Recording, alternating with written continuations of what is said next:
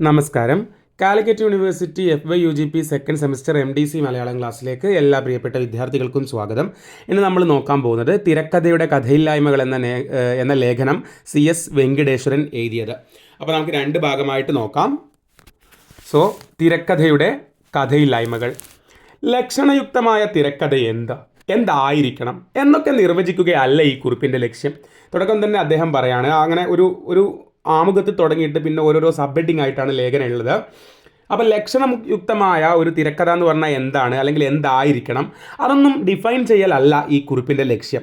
അത്തരം നിർദ്ദേശാത്മക ശ്രമങ്ങൾ നമ്മെ എവിടെയും എത്തിക്കില്ല. അത്തരം സജഷൻസ്, ഒരു തിരക്കഥ ഇങ്ങനെ ആയിരിക്കണം എന്നൊക്കെയുള്ള സജഷൻസ് ഉണ്ടല്ലോ, അത് നമ്മളെ എവിടെയും എത്തിക്കുകയില്ല. വിശദമായ കുറിപ്പുകളും സ്കെച്ചുകളും അടക്കമുള്ള തിരക്കഥ എഴുതിയുണ്ടാക്കിയതിന് ശേഷം മാത്രം ചിത്രീകരണം ആരംഭിക്കുന്ന ചലച്ചിത്രകാരന്മാരും എഴുതി വയ്ക്കപ്പെട്ടൊരു തിരക്കഥയേ ഇല്ലാതെ സിനിമയെടുക്കുന്നവരും വിശ്വോത്തര സിനിമകൾ നിർമ്മിച്ചിട്ടുണ്ട്. നമ്മൾ ലോകോത്തര സിനിമകൾ നോക്കുമ്പോൾ ഫുൾ തിരക്കഥ ഏറ്റവും കൃത്യമായിട്ട് എഴുതി വെച്ചതിന് ശേഷം സിനിമ എടുത്ത ആൾക്കാരുണ്ട്. അതല്ലാണ്ട് കൃത്യമായിട്ടൊന്നും എഴുതി വെക്കാതെ തന്നെ അങ്ങ് സിനിമ എടുത്ത് തുടങ്ങിയ ആൾക്കാരും ഉണ്ട്.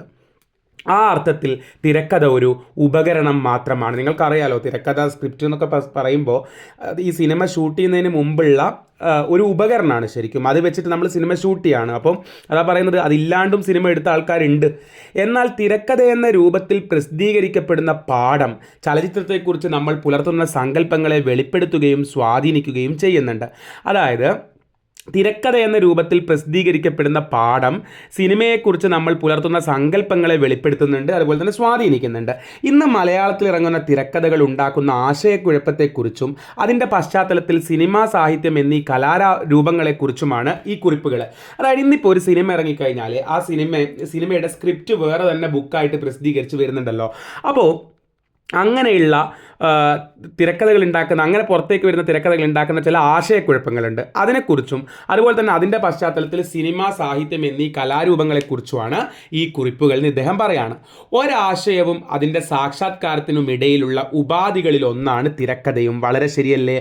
ഇപ്പോൾ സിനിമയുടെ ഒരു മൂല ആശയം, പ്ലോട്ട്, ആ ആശയം അതിനെ സാക്ഷാത്കരിക്കണം, മീൻസ് സിനിമയാക്കി എടുക്കണം, സംവിധാനം ചെയ്യണം. അപ്പോൾ ഇതിൻ്റെ ഈ ആശയത്തിൻ്റെയും സാക്ഷാത്കാരത്തിൻ്റെയും ആ ഡയറക്ഷൻ്റെയും ഇടയിലുള്ള ഉപാധികളിൽ ഒന്നല്ലേ തിരക്കഥ? യെസ്, ആ തിരക്കഥ വെച്ചിട്ടാണ് ഈ ആശയത്തെ നമ്മൾ സിനിമയാക്കി എടുക്കുന്നത്. അത് ഓരോ ചലച്ചിത്രകാരനും വ്യത്യസ്തമായ രീതിയിലാണ് ഉപയോഗിക്കുന്നത്. നേരത്തെ പറഞ്ഞു, ചില ചലച്ചിത്രകാരന്മാർ ആരും തന്നെ ഫുൾ സ്ക്രിപ്റ്റ് എഴുതി വെച്ചിട്ട് ചെയ്യും, എന്നാൽ ചിലരാണെങ്കിലോ സ്ക്രിപ്റ്റ് ഒന്നും എഴുതാതെ തന്നെ ചെയ്യും. അത്തരം വൈവിധ്യത്തിലേക്ക് വിരൽ ചൂണ്ടുക എന്നതാണ് മറ്റൊരു ലക്ഷ്യം. അതുകൊണ്ട് നിരവധി ചലച്ചിത്രകാരന്മാരുടെ ഉദ്ധരണികൾ ഉപയോഗിക്കേണ്ടി വന്നതിൽ പൊറുക്കുക. പറയാണ്, ഇത്രയും കാര്യങ്ങളൊക്കെ എനിക്ക് ഈ ലേഖനത്തിലൂടെ അല്ലെങ്കിൽ ഈ കുറിപ്പുകളിലൂടെ എനിക്ക് അവതരിപ്പിക്കണം എന്നുള്ളത് കൊണ്ട് ഒരുപാട് ചലച്ചിത്രകാരന്മാരുടെ കോട്ട്സ്, ഉദ്ധരണികൾ എന്ത് ചെയ്തിട്ടുണ്ട്, ഇതിൽ യൂസ് ചെയ്തിട്ടുണ്ട്, അതിനാൽ പൊറുക്കുക എന്ന് പറയാണ്. എന്നിട്ട് ആദ്യത്തെ സബ് ഹെഡിങ്, തിരക്കഥയുടെ തിര. ഇന്ന് മലയാള പുസ്തകരംഗത്ത് തിരക്കഥകളുടെ പ്രവാഹം തന്നെ കാണാം, അല്ലേ? മലയാള പുസ്തക രംഗത്ത് ഒരുപാട് തിരക്കഥ ബുക്കായിട്ട് തന്നെ ഇറങ്ങുന്നുണ്ട്.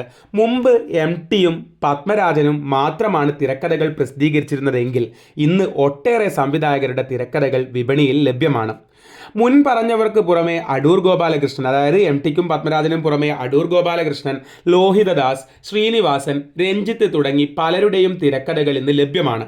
ചില ചിത്രങ്ങളുടെ കാര്യത്തിൽ അവയുടെ പ്രദർശന കാലം കഴിഞ്ഞയുടൻ തന്നെ അവ പ്രസിദ്ധീകരിക്കപ്പെടുകയും, അതായത് ചില സിനിമകളെ സംബന്ധിച്ചിടത്തോളം സിനിമ തിയേറ്ററിൽ നിന്ന് ഔട്ടായ ഉടനെ തന്നെ എന്താവും, അതിൻ്റെ സ്ക്രിപ്റ്റ് പ്രസിദ്ധീകരിക്കും. മിക്കവാറും എല്ലാം തന്നെ വിറ്റഴിക്കപ്പെടുകയും ചെയ്യുന്നു. ആളുകൾ ഈ തിരക്കഥ വാങ്ങി വായിക്കുകയും ചെയ്യുന്നു. അതിലുള്ള അപകടം എന്താണെന്നൊക്കെയാണ് ഞാൻ അങ്ങോട്ട് പറയാൻ പോകുന്നത്. ചിത്രത്തിൻ്റെ കലാമൂല്യമോ വിജയമോ ഇവിടെ മാനദണ്ഡമല്ല. ഓക്കെ. കൂടാതെ പല വിദേശ സിനിമകളുടെ തിരക്കഥകളുടെ വിവർത്തനങ്ങളും പ്രസിദ്ധീകരിക്കപ്പെടുന്നുണ്ട്. ഉദാഹരണത്തിന് ബർഗ്മാൻ, മക്മൽ ബഫ്, കിം കി ഡുക്ക് തുടങ്ങിയവരുടെ തിരക്കഥകൾ. ബർഗ്മാൻ, കുറോസോവ തുടങ്ങിയവരുടെ കാര്യത്തിൽ പ്രസിദ്ധീകൃതമായ തിരക്കഥകളുടെ വിവർത്തനമാണ് മലയാളത്തിൽ വരുന്നതെങ്കിൽ മറ്റു പല തിരക്കഥകളും പ്രസ്തുത ചിത്രങ്ങളുടെ DVDയെയും അതിലുള്ള സബ് ടൈറ്റിലിനെയും ആധാരമാക്കിയാണ് എഴുതപ്പെടുന്നത്. മനസ്സിലാവുന്നുണ്ടോ നിങ്ങൾക്ക്? അതായത് ഇവിടെ ഇപ്പം പ്രസിദ്ധീകരിക്കുന്ന തിരക്കഥകൾ നോക്കുമ്പോൾ ഈ ബർഗ്മാൻ, കുറോസോവ എന്നൊക്കെ പറയുന്ന വിശ്വോത്തര ചലച്ചിത്രകാരന്മാരുടെ കാര്യത്തിൽ അവിടെ തന്നെ പ്രസിദ്ധീകരിച്ച തിരക്കഥകളുടെ വിവർത്തനമാണ് മലയാളത്തിൽ വരുന്നത്. എന്നാൽ മറ്റു പല തിരക്കഥകളും ഈ പറഞ്ഞ ഫോറിൻ സിനിമകളുടെ തിരക്കഥകൾ ആ സിനിമേൻ്റെ DVD-യും അതുപോലെ തന്നെ അതിൻ്റെ സബ് ടൈറ്റിലും ഒക്കെ ആധാരമാക്കിയിട്ട് ഇവിടെ എഴുതപ്പെടുന്നുമുണ്ട്. തിരക്കഥ എന്ന പേരിലാണ് ഇവയെല്ലാം പ്രസിദ്ധീകരിക്കുന്നതെങ്കിലും സാങ്കേതികമായി അവ ആ ഗണത്തിൽ പെടുന്നവയല്ല. പറഞ്ഞ മനസ്സിലായോ? അതായത് വേറൊരു ലാംഗ്വേജിൽ എഴുതിയിരിക്കുന്ന സ്ക്രിപ്റ്റ് ഇങ്ങോട്ടേക്ക് വിവർത്തനം ചെയ്യുന്നുണ്ട്. അതല്ലാണ്ട് തന്നെ പിന്നെ ആ സിനിമ കണ്ടിട്ട് അതിൻ്റെ സബ് ടൈറ്റിലും കാര്യങ്ങളും വെച്ചിട്ട് സ്ക്രിപ്റ്റാക്കി ഇവിടെ എഴുതിയിട്ട് വിൽക്കുന്നുമുണ്ട്. അപ്പോൾ തിരക്കഥ എന്ന പേരിലാണ് ഈ പറഞ്ഞതെല്ലാം പ്രസിദ്ധീകരിക്കുന്നതെങ്കിലും സാങ്കേതികമായി അവ ആ ഗണത്തിൽ പെടുന്നവയല്ല. തിരക്കഥ എന്ന് പറയാൻ പറ്റില്ല എന്ന് പറയാം. പൂർത്തിയാക്കപ്പെട്ട ചലച്ചിത്രങ്ങളുടെ സംഭാഷണങ്ങൾ അടങ്ങുന്ന വിവരണ പാഠങ്ങൾ മാത്രമാണിവ. സബ് ടൈറ്റിലൊക്കെ നോക്കിയിട്ട് സ്ക്രിപ്റ്റ് എഴുതി എന്ന് പറഞ്ഞു കഴിഞ്ഞാൽ കംപ്ലീറ്റ് ആയ സിനിമേൻ്റെ വെറും സംഭാഷണങ്ങൾ അടങ്ങുന്ന ഒരു വിവരണ പാഠം മാത്രമല്ലേ. സ്ക്രിപ്റ്റ് എന്ന് പറഞ്ഞു കഴിഞ്ഞാൽ സിനിമ എടുക്കുന്നതിന് മുമ്പേ ഉള്ളതല്ലേ. അതാ പറയുന്നത്. മലയാളത്തിൽ നാടകമോ ചെറുകഥയോ നോവലോ പോലെ മറ്റൊരു സാഹിത്യ ശാഖയായാണ് ഇവ പ്രസിദ്ധീകരിക്കപ്പെടുന്നതും ആസ്വദിക്കപ്പെടുന്നതും. മലയാളത്തിൽ ഇപ്പം നമ്മൾ ചെറുകഥാ സാഹിത്യം, നോവൽ സാഹിത്യം, കവിതാ സാഹിത്യം എന്നൊക്കെ പറയുമ്പോൾ തിരക്കഥാ സാഹിത്യം ഒരു ബ്രാഞ്ചായിട്ട് തന്നെ പരിഗണിക്കുകയാണ്. വായനാസുഖം നൽകുന്ന ഒഴുക്കോടെ കഥ പറയുന്ന മറ്റൊരു ആഖ്യായിക രൂപമാണിത് അല്ലേ. നിങ്ങൾ സ്ക്രിപ്റ്റ് വായിച്ചിട്ടുണ്ടെങ്കിൽ അറിയാം. സിനിമാ സാഹിത്യത്തിൻ്റെ ഭാഗമായി തിരക്കഥകൾ പുറത്തു വരുന്നുണ്ടെങ്കിലും മലയാളത്തിൽ ഇവ സാഹിത്യ ശാഖയായിട്ടാണ് ഇന്ന് പ്രചരിക്കുന്നത്. തിരക്കഥയെക്കുറിച്ചും തിരക്കഥാ രചനയെക്കുറിച്ചും ഒട്ടേറെ തെറ്റിദ്ധാരണകൾ ഇവ സൃഷ്ടിക്കുന്നു. അപ്പം മലയാളത്തിൽ ഇങ്ങനെ ഒരു സിനിമേൻ്റെ സ്ക്രിപ്റ്റ് നമ്മൾ വാങ്ങി വായിക്കുമ്പോൾ അതൊരു സാഹിത്യ ശാഖയായിട്ട് തന്നെ തിരക്കഥ പ്രചരിക്കുകയാണ്. അപ്പോൾ തിരക്കഥയെക്കുറിച്ചും തിരക്കഥാ രചനയെക്കുറിച്ചും ഒട്ടേറെ തെറ്റിദ്ധാരണകൾ ഇവ സൃഷ്ടിക്കുന്നുണ്ട്. അതെങ്ങനെയാണെന്ന് നോക്കാം. തിരക്കഥ എന്നത് ചലച്ചിത്രത്തിൻ്റെ ചിത്രീകരണത്തിന് മുമ്പ് തിരക്കഥാകൃത്ത്, ചിലപ്പോൾ ആ തിരക്കഥാകൃത്ത് തന്നെയായിരിക്കും എന്ത് ചിത്രത്തിൻ്റെ സംവിധായകനും, ഒരുക്കുന്ന മാർഗരേഖയാണെങ്കിൽ മലയാളത്തിൽ പ്രസിദ്ധീകരിക്കപ്പെടുന്ന തിരക്കഥകളൊന്നും അത്തരത്തിലുള്ളവയല്ല. അതായത് നമ്മളൊരു സിനിമ എടുക്കുമ്പം ആ സിനിമയ്ക്ക് വേണ്ടിയിട്ടുള്ള മാർഗരേഖയല്ലേ ശരിക്കും തിരക്കഥ. പക്ഷേ ഇന്നിവിടെ അച്ചടിച്ച് വരുന്ന തിരക്കഥ അത് സിനിമാക്കാരുടെ കയ്യിലല്ലേ ഉണ്ടാവുക. നമുക്ക് അച്ചടിച്ച് വായിച്ച് കിട്ടുന്ന തിരക്കഥ പലപ്പോഴും എന്തല്ല, അതല്ല. യഥാർത്ഥത്തിൽ ഇവയെല്ലാം പോസ്റ്റ് സ്ക്രിപ്റ്റുകളാണ്. എന്ന് വെച്ചാൽ ഈ സിനിമയൊക്കെ ഇറങ്ങി കഴിഞ്ഞതിന് ശേഷം പിന്നെ ഉണ്ടാക്കിയെടുത്ത നല്ല വൃത്തിക്കും വെടുപ്പിലും എഴുതി വെച്ചതാണ്. ഓക്കെ, ചിത്രം നിർമ്മിച്ചതിന് ശേഷം അതിനെ വിവരിച്ച് അവതരിപ്പിക്കുന്ന ദൃശ്യത്തെയും ചിലപ്പോൾ ക്യാമറ ചലനങ്ങളെയും, അതായത് ഇങ്ങോട്ടേക്ക് ക്യാമറ മൂവ് ചെയ്യണം, ഇങ്ങോട്ടേക്ക് മൂവ് ചെയ്യണം, ലോങ് ഷോട്ട്, ക്ലോസപ്പ്, പിന്നെ മിഡ് ഷോട്ട് എന്നൊക്കെ പറഞ്ഞിട്ട് ക്യാമറ ചലനങ്ങളെയും കുറിച്ചുള്ള ലഘു സൂചനകൾ ഉൾക്കൊള്ളുന്ന തിരനാടകങ്ങളാണിവ. യഥാർത്ഥ തിരക്കഥ വാക്കുകളിലൂടെ ദൃശ്യത്തെ ഭാവന ചെയ്യുമ്പോൾ ഇവ എതിർദിശയിലാണ് സഞ്ചരിക്കുന്നത്. പറയുന്ന മനസ്സിലാവുന്നുണ്ടോ? ശരിക്കും സിനിമ എടുക്കുന്നതിന് മുമ്പേ ഈ തിരക്കഥയിൽ നമുക്ക് ഈ വായിക്കാൻ കിട്ടുന്ന തിരക്കഥേൻ്റെ അത്ര ഡീറ്റെയിൽസ് ഒന്നും ഉണ്ടാവില്ല. അതൊരു രൂപരേഖ, മാർഗരേഖയായിട്ട് ഒരു ഉപകരണമായിട്ട് ഉപയോഗിക്കുന്നതാണ്. അപ്പോൾ അത് സിനിമ കഴിഞ്ഞിട്ട്, സിനിമ റിലീസായതിനു ശേഷം വൃത്തിക്ക് എഴുതിയിട്ടാണ് നമുക്ക് പുസ്തകമാക്കി തരുന്നത്. ഓക്കെ, ദൃശ്യത്തെയും സംഭാഷണത്തെയും വാക്കുകളിലൂടെ എഴുതുവാനാണ് ഇവിടെ ശ്രമിക്കുന്നത് അല്ലേ. ആ ഇറങ്ങിയ ദൃശ്യത്തെ സംഭാഷണത്തെ വാക്കുകളിലൂടെ എഴുതാൻ ശ്രമിക്കുന്നു. അല്ലാണ്ട് ശരിക്കും ഈ ദൃശ്യത്തിനും സംഭാഷണത്തിനും മുമ്പേ എഴുതപ്പെട്ട സാധനമല്ലേ സ്ക്രിപ്റ്റ്, അത് ഡയറക്റ്റ് നമുക്ക് വായിക്കാൻ കിട്ടുന്നില്ല. ഈ രീതിയിൽ ഇറങ്ങിയതിന് ശേഷം ആണ് നമുക്ക് അത് മിനുക്കി എഴുതാണ് നമുക്ക് കിട്ടുന്നത്. അപ്പോൾ അങ്ങനെ വരുമ്പോഴുള്ള മെയിൻ പ്രശ്നം എന്താണോ, നമ്മൾ സിനിമ പഠിക്കുമ്പോൾ ഒരു തിരക്കഥ രചന പഠിക്കാനൊക്കെ വേണ്ടിയിട്ട് ഈ തിരക്കഥകൾ ഉപയോഗിച്ച് കഴിഞ്ഞാൽ പാളൂലേ. കാരണം മുമ്പേ സിനിമയ്ക്ക് മുമ്പേ ഉള്ള ഈ രൂപരേഖയല്ലല്ലോ നമുക്ക് വായിക്കാൻ കിട്ടുന്നത്. ഇവിടെ എന്താണ് സംഭവിച്ചുകൊണ്ടിരിക്കുന്നത്? ഒരു പുതിയ സാഹിത്യ രൂപത്തിൻ്റെ ഉദയമാണോ നമ്മൾ കണ്ടുകൊണ്ടിരിക്കുന്നത്? ഏത് തിരക്കഥാ സാഹിത്യം? അതോ സിനിമയെക്കുറിച്ച് തന്നെയുള്ള നമ്മുടെ ധാരണകളെയും ഭാവനാ രീതികളെയുമാണോ ഈ തരംഗം പ്രതിഫലിപ്പിക്കുന്നത്?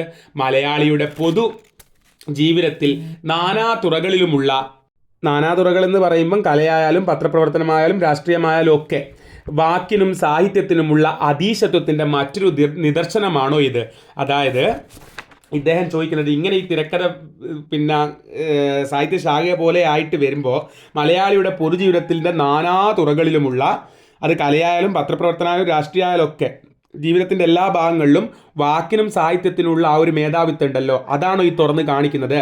70കൾ വരെ മലയാള സിനിമയ്ക്ക് സാഹിത്യവുമായി ഉണ്ടായിരുന്ന ബന്ധം അഥവാ ബന്ധനം വികലമായ രീതിയിൽ തിരിച്ചു വരികയാണോ ഇവിടെ?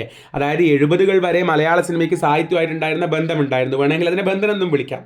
അത് വികലമായ രീതിയിൽ തിരിച്ചു വരുവാണോ ചെയ്യുന്നത് പിന്നെയും ഇങ്ങനെ എഴുതപ്പെടുമ്പോൾ? ഒരു സംഭാഷണ ശകലത്തിൽ നിന്നോ ആശയത്തിൽ നിന്നോ സന്ദർഭത്തിൽ നിന്നോ ആകാം ഒരു സിനിമ തുടങ്ങുന്നത്. പിന്നെ അത് വെട്ടിയും തിരുത്തിയും കൂട്ടിച്ചേർത്തും നിരവധി രൂപാന്തരങ്ങളിലൂടെ കടന്നു പോകുന്നു.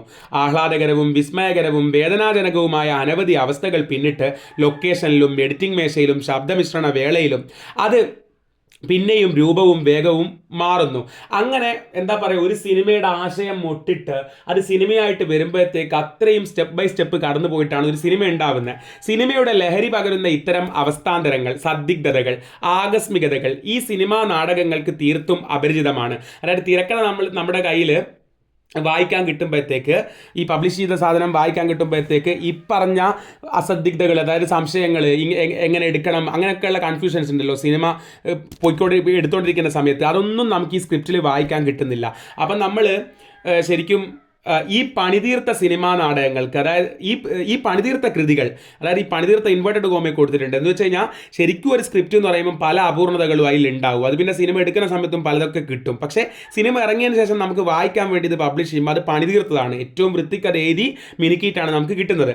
ഈ പണിതീർത്ത കൃതികൾ വിദ്യാർത്ഥികളെയും മറ്റ് വായനക്കാരെയും വഴിതെറ്റിക്കാനാണ് സാധ്യത. ഇത്രയും വൃത്തിക്ക് സ്ക്രിപ്റ്റ് നമുക്ക് കിട്ടുമ്പം നമ്മൾ വിചാരിക്കുന്നു സ്ക്രിപ്റ്റ് ഇത്രയാണ്, ഇങ്ങനെയാണെന്ന് വിചാരിക്കുന്നു. പക്ഷേ ഒരുപാട് അപൂർണതകളും സംശയങ്ങളും കാര്യങ്ങളും ഒക്കെ ഉള്ള സാധനമാണ് സ്ക്രിപ്റ്റ്. പക്ഷേ അത് സിനിമ ഇറങ്ങിയതിന് ശേഷം നമുക്ക് വായിക്കാൻ വേണ്ടി ഇങ്ങനെ മിനുക്കിയിട്ട് നമ്മുടെ കയ്യിൽ കിട്ടുമ്പോൾ നമ്മൾ വിചാരിക്കുന്നു ഇതാണ് റിയൽ സ്ക്രിപ്റ്റ് എന്നുള്ളത്. അത് ശരിക്കും സിനിമ പഠിക്കുന്ന വിദ്യാർത്ഥികളെയൊക്കെ ആശയക്കുഴപ്പത്തിലേക്ക് എത്തിച്ചേക്കാം. ഇവയെ മാതൃകയാക്കുന്ന അഥവാ സിനിമയ്ക്ക് മുമ്പുള്ള തിരക്കഥ ഇങ്ങനെയാണെന്ന് ധരിക്കുന്ന വിദ്യാർത്ഥികൾക്ക് സിനിമ നിർമ്മിക്കപ്പെടുന്ന പ്രക്രിയകളെക്കുറിച്ച് ഒരു സൂചനയും ലഭിക്കുന്നില്ല അല്ലേ. അതായത് ഈ പബ്ലിഷ് ചെയ്യപ്പെട്ട തിരക്കഥ വായിച്ചിട്ട് സിനിമയ്ക്ക് മുമ്പുള്ള തിരക്കഥ ഇങ്ങനെയാണെന്ന് ധരിക്കുന്ന വിദ്യാർത്ഥികൾ ഉണ്ടാവില്ലേ, സിനിമ പഠിക്കുന്ന വിദ്യാർത്ഥികൾ, അവർ സിനിമ നിർമ്മിക്കപ്പെടുന്ന പ്രക്രിയകളെക്കുറിച്ച് ഒരു സൂചനയും ഈ പബ്ലിഷ് ചെയ്യപ്പെട്ട തിരക്കഥയിലൂടെ അവർക്ക് കിട്ടുന്നില്ല. മാത്രമല്ല സിനിമയെ ഈ രീതിയിൽ വായിച്ച് രസിക്കാവുന്ന സാഹിത്യകൃതിയാക്കി മാറ്റുന്നതോടെ സിനിമ എന്ന ഒരു ആഖ്യാന പദ്ധതിയുടെയും കഥന പാരമ്പര്യത്തിൻ്റെയും തനത് അടയാളങ്ങളും സാധ്യതകളുമാണ് മറക്കപ്പെടുന്നത് എന്നുള്ളതാണ്. അതായത് ഇങ്ങനെ പിന്നെ പബ്ലിഷ് ചെയ്തിട്ട് വായിച്ച് രസിക്കാനുള്ള ഒരു സാധനമാക്കിയിട്ട് സിനിമയെ മാറ്റുന്നിടത്തോടുകൂടി സിനിമേൻ്റെ ആ ഒരു സ്വഭാവം ഇല്ലേ, അതാണ് പലപ്പോഴും മറക്കപ്പെടുന്നത്. ഇനി അടുത്ത സബ് ഹെഡിങ് ആണ് സിനിമയും സാഹിത്യവും. അടുത്ത സബ് ഹെഡിങ് എന്താണ്? സിനിമയും സാഹിത്യവും. എന്നാൽ സിനിമയെയും സാഹിത്യത്തെയും ബന്ധിപ്പിച്ചുള്ള നമ്മുടെ പൊതുധാരണകൾക്കാകട്ടെ ഇനിയും പക്വത കൈവന്നിട്ടുണ്ടെന്ന് പറഞ്ഞുകൂടാ. അവ ആദികാല പതിവുകളുടെ പരാധീനതകളിൽ കുരുങ്ങിക്കിടക്കുകയാണ് ഇന്നും. സാഹിത്യകാരൻ അയാൾ ഏത് തരക്കാരനോ തറിക്കാരനോ ആയിക്കൊള്ളട്ടെ അനിഷേധ്യനായ സർഗധനനാണെന്നും അയാളുടെ തിരുത്താൻ പാടില്ലാത്ത തിരുവചനങ്ങൾ അപ്പടി ചൊൽപ്പടി പകർത്തുക മാത്രമാണ് സിനിമാക്കാരൻ്റെ നിയോഗമെന്നും നമ്മുടെ ചില വിമർശന വീരന്മാർ ധരിച്ചു വശായിട്ടുണ്ട് എന്ന് അടൂർ ഗോപാലകൃഷ്ണൻ അദ്ദേഹത്തിൻ്റെ തിരക്കഥാ ഒരാമുഖം എന്ന് പറയുന്ന കൃതി പറയുന്നുണ്ട്. അതായത് എഴുത്തുകാരനാണ് ഏറ്റവും മെയിൻ എന്നുള്ളൊരു ചിന്തയും അതുകൊണ്ട് തന്നെ അയാളുടെ തിരുത്താൻ പാടില്ലാത്ത വചനങ്ങൾ അപ്പടി ചൊൽപ്പടി പകർത്തുക മാത്രമാണ് സിനിമാക്കാരൻ്റെ നിയോഗം എന്നൊക്കെ നമ്മുടെ ചില വിമർശന വീരന്മാർ ധരിച്ച് വശായിട്ടുണ്ട്. അതെന്ന് വെച്ച് കഴിഞ്ഞാൽ സിനിമയെക്കാളും ആ സാഹിത്യത്തിന് ആ ഒരു അതീശത്വമുണ്ട്, സാഹിത്യം തന്നെയാണ് മെയിൻ എന്ന് പറയുന്ന ആ ചിന്ത. സിനിമയുടെ തുടക്കം മുതലുള്ളതാണ് സാഹിത്യവുമായുള്ള അതിൻ്റെ കിടമത്സരം. സാഹിത്യകൃതികളെ കഥകൾക്കായി അവലംബിക്കുന്നതിലൂടെ സിനിമകൾ സാഹിത്യത്തിൻ്റെ വില കെടുത്തുകയാണെന്ന് അന്നത്തെ എഴുത്തുകാർ മുറവിളി കൂട്ടിയിട്ടുണ്ട്. അതായത് ഈ സാഹിത്യം എന്ന് പറയുന്നത് വലിയൊരു വരേണ്യ മേഖല, വലിയ സംഭവം. സിനിമ എന്ന് പറയുന്നത് ഒരു അധമ മേഖല, താണ സംഭവം എന്നുള്ളൊരു ചിന്താഗതി ആളുകളുടെ ഇടയിൽ ഉണ്ടായിരുന്നു എന്ന് പറയാം. അപ്പോൾ സാഹിത്യകൃതികളെ കഥകൾക്കായിട്ട് അവലംബിക്കുന്നതിലൂടെ സിനിമകൾ സാഹിത്യത്തിൻ്റെ വില കെടുത്തുകയാണെന്ന് അന്നത്തെ എഴുത്തുകാർ മുറവിളി കൂട്ടിയിട്ടുണ്ട്.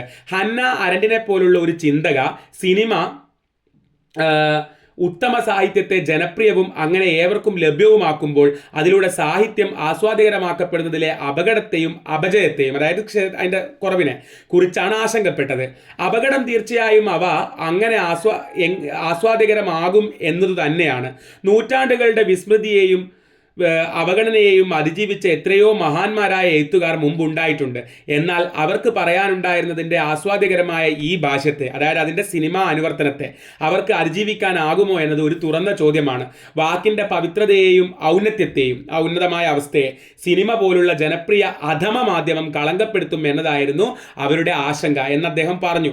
സാഹിത്യം എന്ന വരേണ്യവും, കണ്ടോ സാഹിത്യം മെയിൻ വലിയത്, വരേണ്യവും ഉന്നതവുമായ കലയുമായി സിനിമയ്ക്കുള്ള പ്രണയവും വെറുപ്പും കലർന്ന ഈ ബന്ധം ഇന്നും തുടരുന്ന ഒന്നാണെന്ന് പറയാണ്.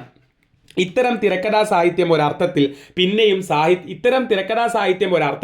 പിന്നെയും സാഹിത്യത്തെ പ്രതിഷ്ഠിക്കുന്നത് സിനിമ എത്തിപ്പെടാൻ ആഗ്രഹിക്കുന്ന ഒരു അവസ്ഥയായിട്ടാണ്. അത് വീണ്ടും സിനിമ എന്ന അനുഭവത്തെ വാക്കുകളിലേക്ക് ഉയർത്തുന്നു. കണ്ടോ, അതായത് തിരക്കഥ നമ്മൾ സിനിമ ഇറങ്ങിയതിന് ശേഷം തിരക്കഥ ഇത് നോക്കിയിട്ട് ഈ സിനിമ കണ്ടു നോക്കിയിട്ട് നമ്മൾ അതിലുള്ള രീതിയിൽ തിരക്കഥ എഴുതിയിട്ട് അവതരിപ്പിക്കുമ്പോൾ ശരിക്കും എന്താണോ വേണ്ടത്, എത്തിപ്പെടേണ്ട ആ ഒരു അവസ്ഥ ഉണ്ടല്ലോ, അതാണ് അതിൽ അവതരിപ്പിക്കപ്പെടുന്നത്. ശരിക്കും തിരക്കഥ അങ്ങനെ ആ എത്തിപ്പെടേണ്ട അവസ്ഥയാണോ? അല്ലല്ലോ, സിനിമയിലേക്ക് എത്തുന്ന ആ റൂട്ടല്ലേ നമുക്ക് വേണ്ടത് തിരക്കഥയിലൂടെ. ഈ പശ്ചാത്തലത്തിൽ ഗൊദാർദ് ഫ്രഞ്ച് ഫിലിം മേക്കറാണ്. ഗൊദാർദിൻ്റെ 2 ഉദ്ധരണികൾ ഓർമ്മിക്കാവുന്നതാണ്. ഒരു നോവൽ സിനിമയാക്കാനുള്ള ഏക വഴി അതിൻ്റെ പേജുകൾ ഒന്നൊന്നായി ഷൂട്ട് ചെയ്യുക എന്നുള്ളത് മാത്രമാണെന്ന് അദ്ദേഹം പറഞ്ഞു. അതുപോലെ എനിക്കൊരു തോക്കും പെണ്ണും തരൂ, ഞാനൊരു സിനിമയുണ്ടാക്കാം എന്ന് അദ്ദേഹം പറഞ്ഞു. ആ പറഞ്ഞതിൻ്റെ അർത്ഥം മനസ്സിലായോ നിങ്ങൾക്ക്? ഒരു നോവൽ സിനിമയാക്കാനുള്ള ഏക വഴി അതിൻ്റെ പേജുകൾ ഒന്നൊന്നായി ഷൂട്ട് ചെയ്യുകയാണെന്നുള്ളത് മാത്രമാണെന്ന് പറഞ്ഞു കഴിഞ്ഞാൽ പിന്നെ സാഹിത്യം അത്രയും ഇമ്പോർട്ടൻ്റ് ആയിട്ടുള്ള സാധനം. അപ്പോൾ അതിനൊരു സിനിമയാക്കാന്നൊക്കെ പറഞ്ഞു കഴിഞ്ഞാൽ ഒന്നും അതിൽ നിന്ന് വെട്ടാനും തിരുത്താനൊന്നും പാടില്ല, മുഴുവനായിട്ട് കൊടുക്കാനേ പറ്റൂ, എന്നാലേ അത് പൂർണ്ണമാകൂ. എനിക്കൊരു തോക്കും പെണ്ണും തരൂ, ഞാനൊരു സിനിമ ഉണ്ടാക്കാന്ന് പറഞ്ഞാൽ സിനിമ എന്ന് പറഞ്ഞാൽ അത്രയേ ഉള്ളൂ എന്നുള്ളതാണ്. അപ്പോൾ ആ രീതിയിലുള്ള സംസാരം. ഇനി തിരക്കഥ എന്ന വാമൊഴി, അടുത്ത സബ് ഹെഡിങ് ആണ്. അവിടെ തിരക്കഥാകൃത്തായിട്ടുള്ള പോൾ ഷ്രാഡറിൻ്റെ ഒരു കോട്ട് കൊടുത്തിട്ടുണ്ട്. തിരക്കഥാ രചന എന്നത് എഴുത്തിനെ സംബന്ധിക്കുന്നതാണെന്ന് ഞാൻ കരുതുന്നില്ല, അത് കഥ പറച്ചിലാണെന്നാണ് എൻ്റെ പക്ഷം. തിരക്കഥാ രചനയ്ക്ക് മഹത്തായ സാഹിത്യത്തെക്കാൾ അടുപ്പം നിങ്ങളുടെ അമ്മാവൻ താറാവ് വേട്ടയ്ക്ക് പോയതും പക്ഷി കടന്നു കളഞ്ഞ കാര്യവുമായിട്ടാണ്. അപ്പം എഴുത്തിനേക്കാൾ അപ്പുറത്തോട്ട് ആ കഥ, പറയുന്ന കഥയാണ് തിരക്കഥ എന്ന് പറയുകയാണ്. അപ്പോൾ ഇത് തിരക്കഥാകൃത്തായ പോൾ ഷ്രാഡർ പറഞ്ഞാട്ടോ. ഡെക്ലാൻ മഗ്രാത്ത്, ഫെലിം മക്ഡർമോട്ട് എന്നിവർ സ്ക്രീൻ ക്രാഫ്റ്റ്, സ്ക്രീൻ റൈറ്റിംഗ് എന്ന പുസ്തകത്തിൽ തിരക്കഥ എന്ന കലയെയും അതിനുവേണ്ട വഴക്കങ്ങളെയും കുറിച്ച് വിഖ്യാതരായ തിരക്കഥാകൃത്തുക്കളുമായി ചർച്ച ചെയ്യുന്നുണ്ട്.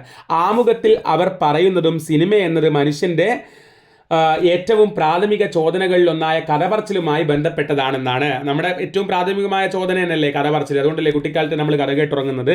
അപ്പം അതിൻ്റെ ആമുഖത്തിൽ അവർ പറയുന്നതും സിനിമ എന്നത് മനുഷ്യൻ്റെ ഏറ്റവും പ്രാഥമിക ചോദനകളിൽ ഒന്നായ കഥ പറച്ചിലുമായി ബന്ധപ്പെട്ടതാണെന്നാണ്. വരമൊഴിയേക്കാൾ, എഴുത്തിനേക്കാൾ വാമൊഴിയോടാണ്, സംസാരത്തിനോടാണ് അതിന് ചാർച്ച. പണ്ട് മുതൽ നാടോടി ഗായകരും പാടകരും പാണന്മാരും തീവെട്ടത്തിനും ചുറ്റും കൂടിയ മനുഷ്യരെ കഥ പറഞ്ഞ് രസിപ്പിച്ചിരുന്നുവെങ്കിൽ ഇന്നത് വെള്ളിത്തിരയുടെ പ്രഭയിലാണ് സംഭവിക്കുന്നത് എന്ന് മാത്രം. അപ്പോൾ സിനിമയ്ക്ക് എഴുത്തിനേക്കാൾ അധികം, തിരക്കഥ രചന എന്ന് പറയുമ്പോൾ എഴുത്തിനേക്കാൾ അധികം ആ വാമൊഴി, ആ കഥ പറച്ചിലിനോടാണ് ബന്ധം. അതുകൊണ്ട് തിരക്കഥാകൃത്തിൻ്റെ താവഴി വരേണ്യ മാധ്യമമായ സാഹിത്യം എന്നതിനേക്കാൾ ജനകീയമായ കഥന കലയുമായി ബന്ധപ്പെട്ട ഒന്നാണ്. ആ നിരീക്ഷണം കണ്ടോ? അങ്ങനെ നോക്കുമ്പോൾ തിരക്കഥാകൃത്തിൻ്റെ താവഴി, തിരക്കഥാകൃത്ത് എവിടെ നിന്ന് വരുന്നതാണ്? പിന്നെ സാഹിത്യത്തിൽ നിന്നല്ല, അതിനേക്കാളും ഈ കഥന കലയുമായിട്ട്, കഥ പറച്ചിലുമായിട്ടാണ്. സിനിമയ്ക്ക് ആ കഥ പറച്ചിലിനോടാണ് കൂടുതൽ ബന്ധം, എഴുത്തിനോടെല്ലാം. ചരിത്രാതീത കാലത്തിലേക്ക് നീണ്ടുകിടക്കുന്ന ഈ വാമൊഴി പാരമ്പര്യത്തിൻ്റെ 20-ാം നൂറ്റാണ്ടിലെ കണ്ണികളാണ് സിനിമാ കഥകൾ രചിക്കുന്നവർ. മനസ്സിലായോ? ചരിത്രാതീത കാലം, ചരിത്രത്തിനും അപ്പുറത്തുള്ള കാലം തൊട്ടേ ഇവിടെ കഥ പറച്ചിൽ രീതിയുണ്ട്. അപ്പോൾ അതിൻ്റെ 20-ാം നൂറ്റാണ്ടിലെ കണ്ണികളാണ് സിനിമാ കഥകൾ രചിക്കുന്നവർ. പുതിയ കാലത്ത് അത് കഥ പറയുന്ന രീതി മാറിയത് സിനിമാ രീതിയിലേക്കായി എന്നുള്ളതാണ്. അപ്പോൾ സിനിമയ്ക്ക് സാഹിത്യത്തെക്കാൾ അധികം ആരോടാണ് ബന്ധം? ഈ പറഞ്ഞ കഥ പറച്ചിലിനോടാണ് എന്നുള്ളതാണ്. വരേണ്യതയുടെ അതിർവരമ്പുകൾ ഒന്നുമില്ലാതെ ഏതൊരാൾക്കും വഴങ്ങുന്ന ഒരു ജനകീയ കലയാണ് എന്ത്? സിനിമ. ഈ വീക്ഷണകോണിൽ നിന്ന് നോക്കിയാൽ കഥ പറച്ചിൽ എല്ലാ കാലത്തും സിനിമയുടെ കൂടെ ഉണ്ടായിരുന്നതായി കാണാം.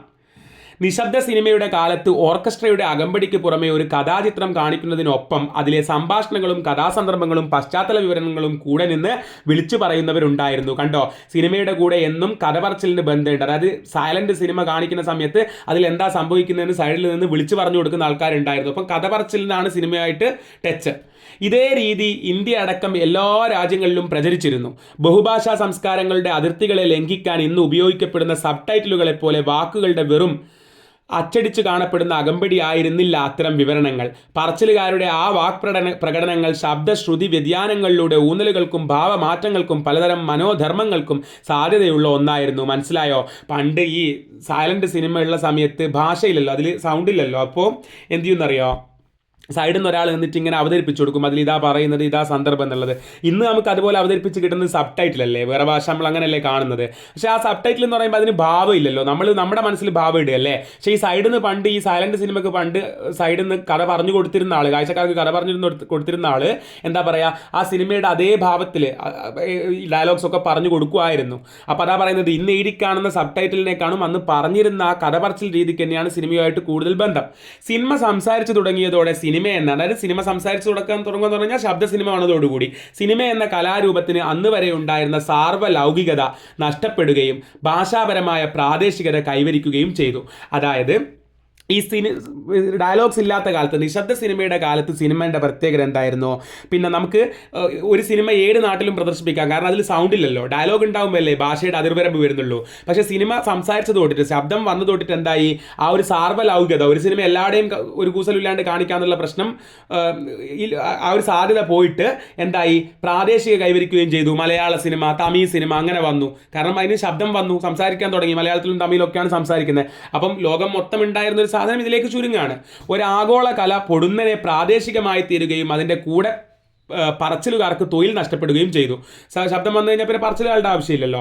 അങ്ങനെ പറച്ചിലിനെ കൂടി സ്വന്തം ഭാഗമാക്കുകയും സിനിമ ശബ്ദപദത്തെ കൂടി സങ്കീർണമായ രീതിയിൽ ദൃശ്യത്തോട് വിളക്കിച്ചേർത്തുകൊണ്ട് സ്വന്തം രീതിയിൽ കഥ പറച്ചിൽ തുടരുകയും ചെയ്തു. കണ്ടോ, പറച്ചിലുകാരെ സ്വന്തം ടീമിലാക്കി എന്ന് പറഞ്ഞു കഴിഞ്ഞാൽ സിനിമയ്ക്ക് ശബ്ദം വന്നു എന്നുള്ളതാണ്. അപ്പം സിനിമ ശബ്ദത്തെ കൂടി ഉൾക്കൊണ്ടു. സിനിമയുടെ രൂപഭാവങ്ങളെ അടിമുടി മാറ്റിയ ഒരു മുഹൂർത്തം കൂടിയായിരുന്നു അത് ശബ്ദം വന്നത്. ദൃശ്യങ്ങളും ചലനങ്ങളും കൊണ്ട് മാത്രം ആവിഷ്കരിക്കപ്പെട്ടിരുന്ന ഒരു മായിക രൂപത്തിലേക്ക് വാക്കുകൾ കടന്നു വന്ന നിർണായക സന്ദർഭമായിരുന്നു അതെന്ന് പറയാണ്. ഏത് ശബ്ദം വന്ന കാലഘട്ടത്തിനെ കുറിച്ചാണ് പറയുന്നത്. അപ്പോൾ ഈ വീഡിയോയിൽ ഞാൻ ഇത്ര മാത്രമാണ് പറയുന്നത്. ഇത്ര തന്നെയുള്ള ഒരു വീഡിയോയും കൂടി എടുത്തു കഴിഞ്ഞാൽ മാത്രമേ ഇത് നമുക്ക് മുഴുവനായിട്ട് പഠിക്കാൻ പറ്റൂ. അപ്പോൾ അത് നമുക്ക് അടുത്ത ക്ലാസ്സിൽ ചർച്ച ചെയ്യാം. അപ്പം വീണ്ടും കാണാം. താങ്ക്